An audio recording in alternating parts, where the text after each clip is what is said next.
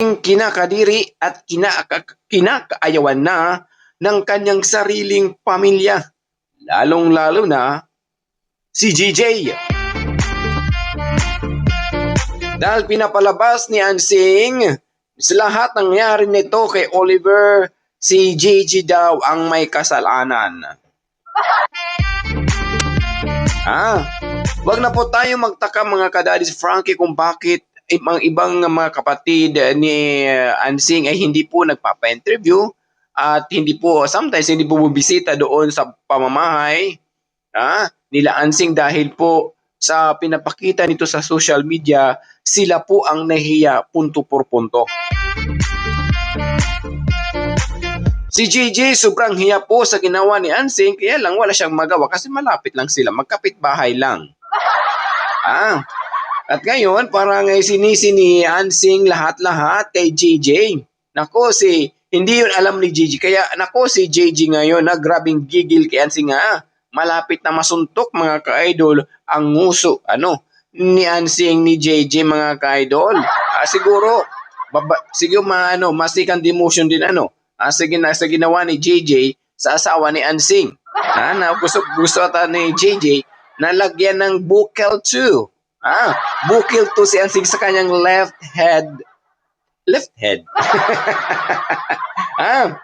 So alam naman natin, may siguro mga kadadi Frank, mga katulad po ninyo, lagi nakasubaybay dito sa lalo na sa kwentong pamilya ni Ansing at Oliver at JJ. Na grabe yung mga nanggigigil sa pinapakitang karakter.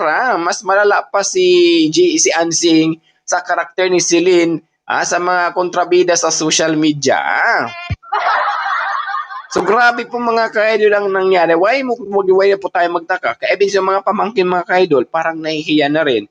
Kasi ang iba kasi sometimes daw, gusto man. Kaya lang ayaw kasi nila video kasi nga naunahan nga ni Ansing, nahiya nga po sila. According naman tante, wag na wag kayong papaya sa barangay papagawa sa kasulatan. Ito na i-process na po yun mga ka-idol. So yung po mga ka-idol, according to si Andriana, gusto talaga niya magkaroon sila ng mga ka-idol ng kasulatan na para talaga maging malinis. So according to Daddy Frankie na nakausap sana po na hindi lang po doon yung na po sa call sa usap. Mas maganda siguro kung may kasulatan po tayo. Sana may gagawin si Daddy Frankie na agreement o kasulatan na siguro ipadala lang o sila na lang siguro pumunta doon para mag-sign po yung mga kapatid ni Oliver para prove din na makasiguro po tayo na balang araw kasi hindi natin hawak ang isipan ng tao so balang araw magiging okay rin na wala nang hindi na mangyari ulang nangyari ngayon sa ngayon mga ka-idol, grabe yung hiya. Sabi ko, nahiya pa pala talaga si Ansing sa ginawa niya. Akala ko wala siyang hiya. Bakit siya nahiya? Nahiya daw, hindi na daw lumalabas sa ng bahay. Bakit? Sige, hindi lumalabas ng bahay kasi maulan. Pero kapag hindi maulan ako, baka dahan-dahan tingnan mo muna doon aking asawa. Baka may mga workers, kukuha uli ako ng hollow blocks. According to Atado, sana kasi si Kuya JJ na lang mag-alaga kay Oliver. Sana, problema yung trabaho niya. Okay lang sana kung bayaran siya. Actually, sa mga ganitong way, sa pamilya na kasi ito problema Kaya lang, concerned lang si Daddy Frankie. Kasi wala din, hindi mababago ang buhay ni Oliver. Kung hindi ni Daddy bigyan ng panahon at yung pagtulong niya kay Oliver. Sa alam naman natin, siyempre tayo, work is life. Trabaho talaga nagbibigay ng buhay ng tao. Kasi kung wala kang trabaho, mga kadalis Frankie, paano tayo kumain? Paano tayo makapagbili ng anong gusto natin kung hindi tayo magtatrabaho, diba? Si Ansing lang naman siguro na walang trabaho na nagagawa ang gusto niya. Dahil po kay Daddy Frankie. Akala ni Ansing na yan okay lang po yan kay Daddy Frankie, mahal ako nun ayun nangyari katuloy kagabi napagalitan ka sa iyong ginawang hindi na maayos. Bago again, ulitin ko po sa mga nandyan, bago po tayong gumawa o magsalita sa tao, dapat ano muna, pag-isipan mo muna ng ng maayos bago tayo magbitiw. Lalo sa mga asawa, may mga asawa diyan na bago tayo magbitiw kasi kapag makasakit na po tayo, mahirap na po ibalik po 'yun. Mahirap na po maibalik 'yun. Kung mahirap at saka parang ano lang, parang sinugatan mo lang yung asawa mo. Okay lang sana pag nasugatan, the following minutes maging okay, hindi pa eh. Kailangan mag-antay ng ilang buwan, araw bago ma-cure yung nasugatan mo. Ganoon din, paano tayo magsalita? Paano tayo magbitiw ng salita sa ating kapwa? Katulad kay Ansing, binitawan na nagbitiw siya ng salita kay Daddy Frankie, nangawa. Pero alam naman natin na yun ang naging dahilan kung bakit na high blood si Daddy Frankie kay Ansing na gusto ng halikan. Halikan talaga si Beng. Hindi gusto ng gusto ng patulan, but Daddy Frankie controlled kinontrol ang kanyang sarili para hindi mapatulan si Ansing. Pero nagbitiw din si Daddy Frankie. Ang bait ko naman, Ansing, bakit ginanito mo ako? Kasi alam naman natin mga ka-idol, yung respeto ni Ansing kay Daddy Frankie, nawala.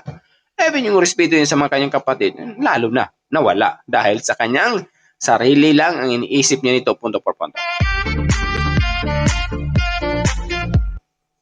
Sabi ni Jocelyn, sabi ko na nga ba kung malaman ang ginawa ni Ansing, magagalit talaga si Kuya Gigi. Kaya nakakahiya pa sa pamilya ang ginagawa mo, Ansing.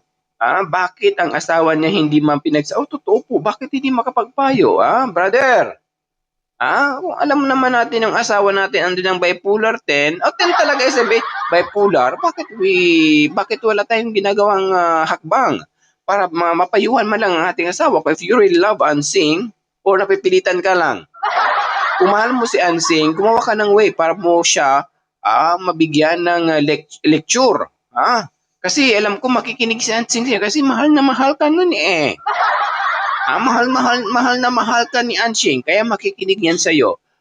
Ang problema, kung ikaw din ang torbador, so we do not know, So ang magiging payo lang na Kuya SAB sa asawa na Ansing, big monitor din naman. Mag-monitor sa kay Ansing at saka sa pang-background character ni Ansing. Kasi hindi na po tawang ginagawa ni Ansing, Or kung alam mo na hindi na tama yung ginagawa ni Ansing, pakipayo na lang. Bilang isang, total magpamilya naman kayo, bilang isang tunay na nagmamahal. Mga ganong eksena talaga mga ka-idol. Ganon lang po dun. Kasi sa nangyayari po yun, kinakahiya na po ng pamilya si Ansing. Kahit yung mga anak niya, mga maliliit pa, pero nandun na yung hiya na ginagawa ng kaniyang nanay. Ako to Miss Borbor, kahit wala kasulatan, kung sinunod na ng vlogger na ito, yung usapan, kahit walang kasulatan, kung sinunod ng vlogger na ito, yung usapan kung tutuusin, siya ang may kasalanan. Si Daddy Frankie ang pinapahiwato niya dito mga ka-idol, hindi ba naiisip, kaya nga inaalis iyon ang kawayan para di itayo doon ang bahay. Bakit kaya kung anong sasabihin nun sa akin, isang sakim na babae, sinusunod, pinapanigan niya. Tapos mamaya gawa na naman ng vlog. Tapos sasabihin na may problema tayo mga kababayan. Ay nako, tapos sasabihin niya uli, paano kaya ito? Ano gagawin natin? Balang araw baka pagpatayan pa sila sa ginagawa niya. Hindi niya kasi sinusunod kung anong pinag-uusapan nila. Sabi ng iba ng rule maker, rule breaker din pala ito according to Miss Purple.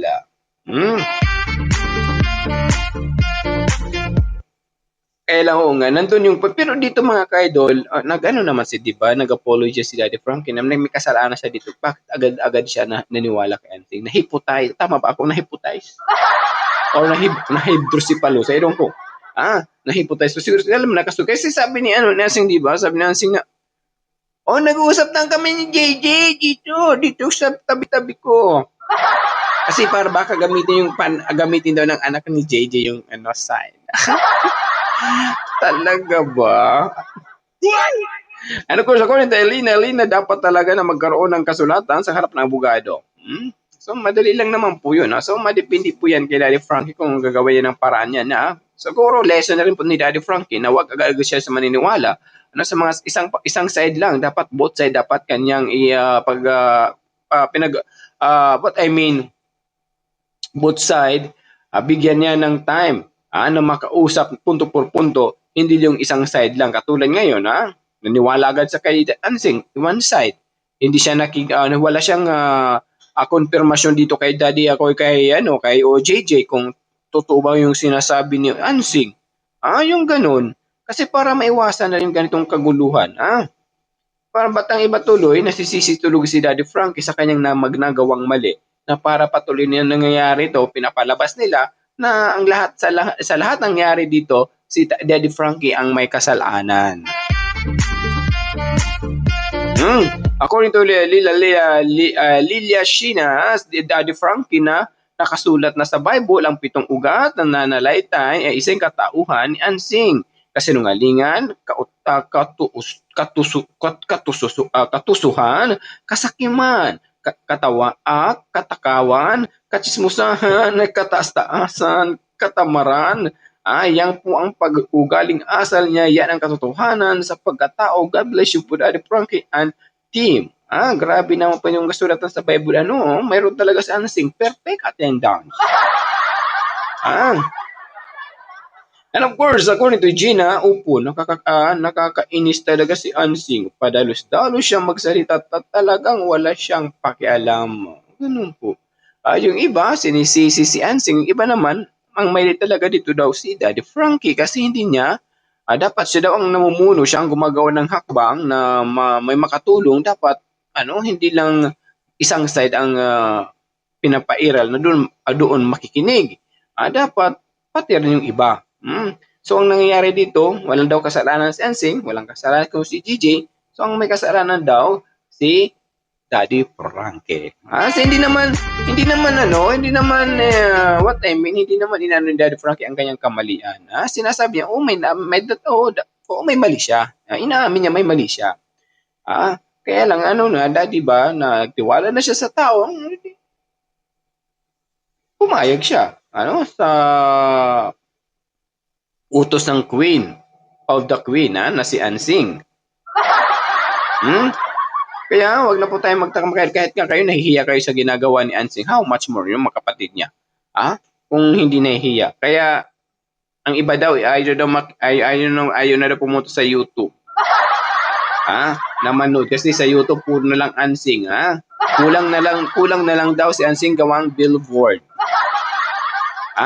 Na mag-endorso ng semento ng kanyang kinuha at ang hollow blocks na makapal. Kasing kapal ng kanyang pisnge. Kasing kapal ng kanyang labi. At kasing kapal ng kanyang ilong. Ganun lang po doon mga kadadis Frankie. Dinadaanan kasi ni Nanay Ansing sa taas ng boses niya. Di siya marunong gumalang kay Kuya Jay at Daddy Frankie. Nasanayin kasi niya Kaya tingnan mo yung asawa niya. Tuliro. Parang wala sa sarili dahil siguro under ni Ansing ang asawa niya. Yung po nakakabahala po doon. Buti pa si Kuya Gigi, walang problema sa kanya. Dapat si Kuya Gigi ang masunod kasi siya lang naman ang nag-aalaga kay Kuya Oliver noong pa. Ang inaano kasi ni Daddy Frankie, Mama Fatima sa Bawa is yung nasa trabaho si JJ, while si Ansing nasa bahay, si Sata nga. However, kung si Ansing na lang mag-alaga, total nag-aalaga rin sa kanyang mga anak. Yung problema si Ansing tuso. Ansing mapagsamantala. Yun ang word ang tamang term na para i-describe, i-modify kay Ansing. Tuso at mapagsamantala sa kahinaan ng tao. Ganun lang po dun mga ka-idol. Hindi po makatao yung ginagawa ni Ansing. Of course, according naman to Mary Ann Gonzaga, nagsalita na din si Daddy Frankie na tahiin ang bibig ni Ansing. Ansing para hindi makapagsalita. Napakadaldal kasi. Nansing. Kaya kasi Kuya JJ, laging lasing. Sino ang mag-aalaga ngayon? Okay na ngawa-ngawa si Ansing. Ah, well, sana ano na lang kasi hindi talaga maiwasan yung bisyo ng tao. Alam naman natin na single si JJ ano. So kailangan din may palipas oras po. Yan, wala pa na magpupukpok doon sa gilid na magmukmuk silang dalawa ni Oliver ano.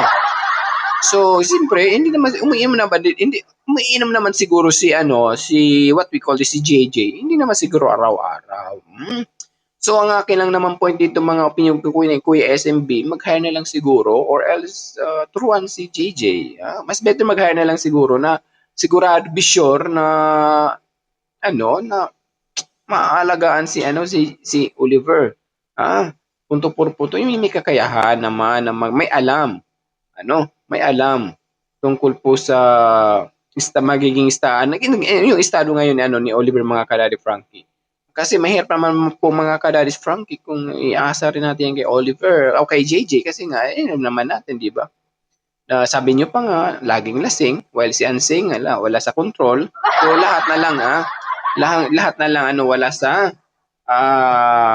may mga dahilan, alright? May mga dahilan. So, ang point lang naman siguro kung sa mga sponsor kung kaya kahit mura total provincial rate din naman yun hangga't hindi pa magaling hangga't hindi pa nasa full recovery si Oliver siguro na lang ng isang tao na lang kasi alam ko kaya niyo yan kaya ni Daddy Frankie din yan na yun na lang ang gawin kaysa iasa sa pamilya na ikakapahamak pa ni Oliver.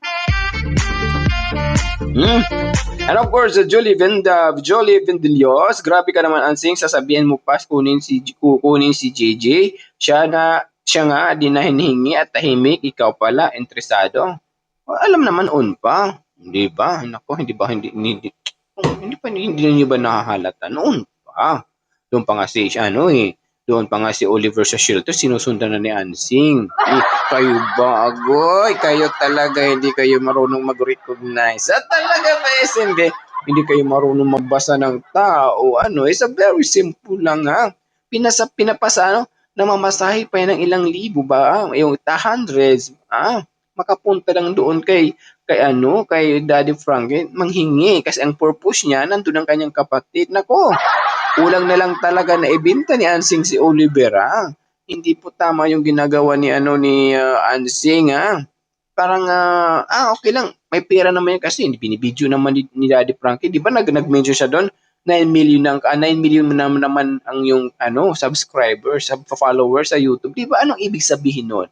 May kahulugan po doon.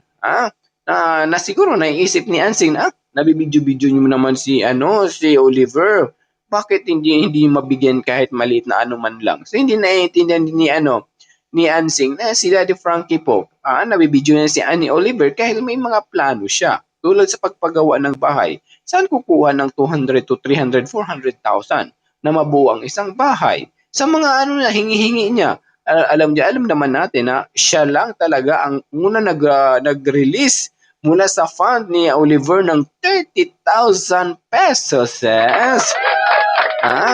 Nagaling kaya sa pera ni Oliver. Siya lang. Kaya doon mga kadadis Frankie, nasanay si Ansing. Hanggang ngayon, kung anong gusto niyang makuha, dapat sundin ni Daddy Frankie. Yun ang kanyang nasa isipan niya. So, iba ka talaga, Ansing. Iba.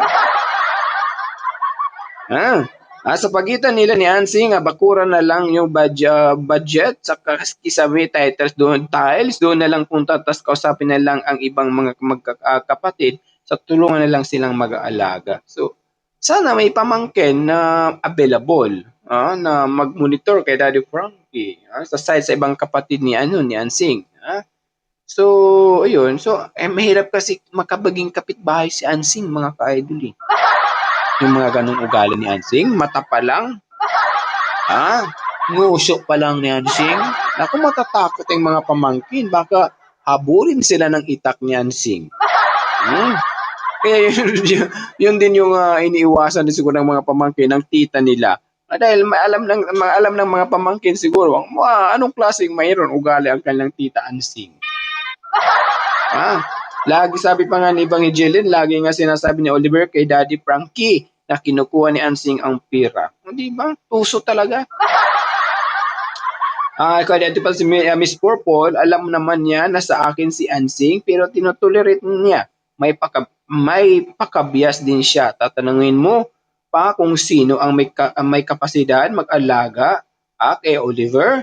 Hindi mo ba naisip? Halos 20 years si Kuya JJ lang nakatiis sa alagan pakainin sa kapatid nung walang-wala pera si Oliver.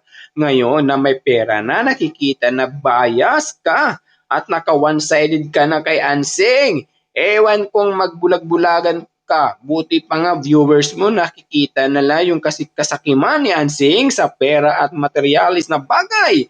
Sigurado kapag natapos ng bahay ni Oliver, anak niya patirahin niya doon at sasabihin niya kasi hindi ak masyado makakasikaso kapag nandyan si Oliver. Mainam kapag nandoon sa bahay namin mismo, nakikita ko lagi tapos sasabihin mo naman na vlogger na ito na o nga mas mag-isip ka naman ilang taon na titiis niya kapatid niya sa kulungan ng baboy.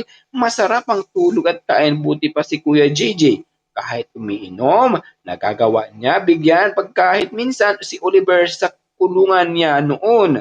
Sana wag mo naman sasabihin na masakit na magkakapatid na babash ka na. Kaya kunwari nagagalit na. According to Miss or Paul. Doon na lang po tayo magsumukat mga ka-Daddy Frankie na wala talaga. Hindi talaga dapat pakitiwalaan si Ansing. Doon na lang. Kasi kung if you really love ni Ansing si Oliver, dapat noon, brother, kumain ka na ba? Ito, sinsya ka na ha, tuyo lang ulam natin. Yung ganon. May paglalambing. Yung paglalambing sa ilalim na yun ang tunay ng pagmamahal ng isang pamilya. Oliver, uminom ka na ba ng tubig? Tapos, gusto mong paliguan kita? Hindi kasi hindi ba reason nila? Natatakot, baka tumakbo. Ako, hindi nga makalakad. Itong mga rason talaga ninyo. Nakita niyo nakapanay kupo na lang doon si Oliver sa kulong kasi hindi nga mainat yung kanyang paa. Dahil nasanay na siya, mabuti nga bumalik sa paglalakad. Ganun lang po doon. Hindi pwede idadahilan na hindi ilalabas sa kulungan dahil tatakbo. Hindi nga makalakad, tatakbo na ba? It means hindi talaga, tamad talaga mag-alaga ng kanilang kapatid. Yun ang katotohanan po doon. Wag puro maraming dahilan. Kaya Ansing, nandyan ka lang dahil nakakakuha ka ng pera eh. Kung walang pera sa Oliver, ewan ko lang kung saan pulutin sa Oliver. Ganun na lang po doon. Kung if you really love also, concern ka sa iyong sa iyong kapatid, hindi asawa mong pinapasama mo sa ospital kung mahal mo talaga. Kung pag-alaga, magpalit kayo. O ang asawa mag-alaga sa mga ikaw pumunta doon sa ospital kasama ni Oliver. So it means doon mo lang pinapahalata na hindi ka talaga concern sa iyong kapatid. Yun lang naman. Di ba mga ka-idol? Correct ba ko if I'm wrong? Benny, tapos ituturo pa sa kapatid na walang alam na ginagawa ni Daddy Frankie naman. Simple pero malinaw sa paliwanag ilang ilaw ang ugali. Di Kuya Gigi ate Feli mag-alaga kay Oliver, mas gagaling si Oliver. So yun, sana kung siya mag-alaga, ang pag-inom niya dapat kontrolin, tapos dapat turuan din ni Daddy Frankie paano pagpainom ng gamot ni Oliver. Kung may sabihin maganda, may mga supplement, vitamins yan. Saka yung paninigarilyo talaga mga kailin talaga. Kasi sayang yung gamutan ni Oliver kung ipagpapatuloy. Kung tago si Oliver magsigarilyo, dapat yun ang monitor punto por punto. Hindi talaga yung gagaling. Baka maibalik yan sa psych. Si kaya. Ako ni Jocelyn Kinson, kay Gigi na lang po si Kuya. Maraming nagsasabi na mas safe si JJ, si Oliver kay JJ. Ang problema nga, yung may may kakayahan na mag-monitor, magpainom, may alam. Sa paano magbigay ng gamot pato ano kay Oliver. So yun po, sana pang akin lang naman sana again na mas better maging ano na lang kapitbahay na may walang trabaho na mag-monitor kay JJ. Mas better yung lalaki din. Kaya baka kung anong mangyayari kung sa babae, ano. So hindi na rin natin, mas better lalaki. Oo, gano'n na lang.